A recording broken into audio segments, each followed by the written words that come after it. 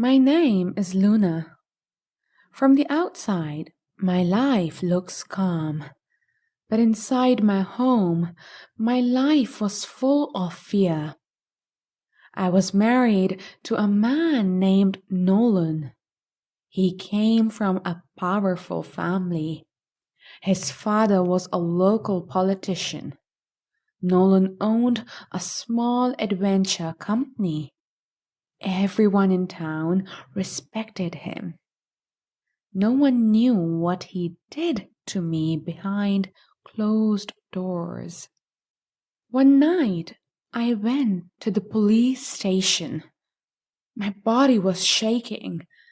My face was bruised. I told the officer that my husband tried to kill me.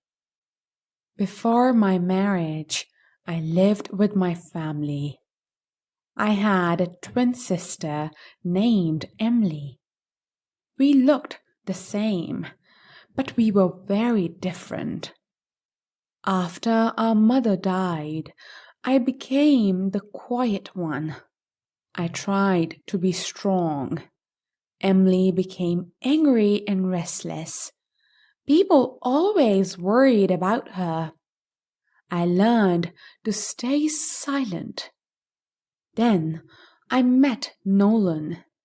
He was kind at first. He smiled a lot. He made me feel special. My family liked him. Emily liked him too. Maybe too much. Nolan and Emily spent time together.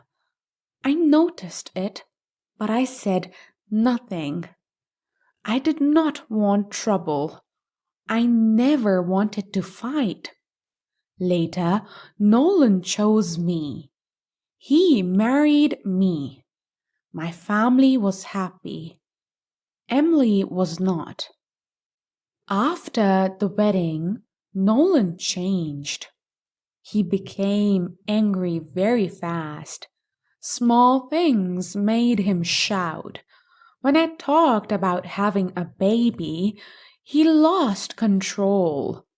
Sometimes he pushed me. Sometimes he hit me. I hid my pain. I wore long clothes. I smiled in public. An older woman named Mary, who was like an aunt to me, saw the truth. One night, she called the police.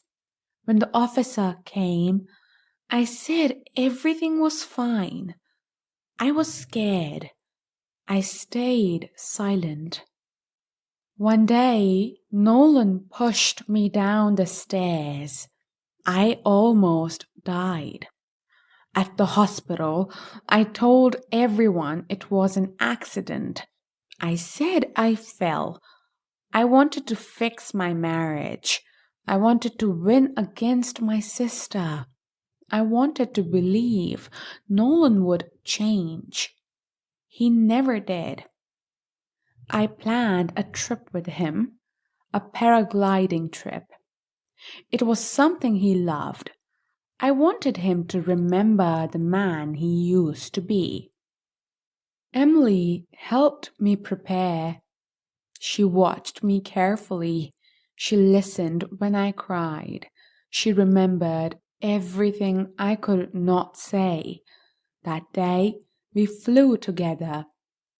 In the air, something felt wrong. The safety strap was loose. I felt myself falling. I screamed. We survived barely. That was when I decided to speak. I went to the police and told the truth. I said Nolan tried to kill me. I said he hurt me many times before. The police arrested him. Evidence supported my story. Doctors spoke. Records spoke. My body spoke. Nolan went to prison. Later, the officer asked questions. She noticed small things. She spoke to Emily. She spoke to Mary. Emily told her the truth about our mother, about the abuse we saw as children, about my silence, about her anger. She said we should have spoken sooner. The officer listened. In the end, Nolan stayed in prison. No appeal, no escape. I moved away from the house. I started a new life. I learned to speak. I learned to breathe. Emily and I are still healing. We are not perfect, but we are free. I stayed silent for too long, but when I finally spoke, my life changed.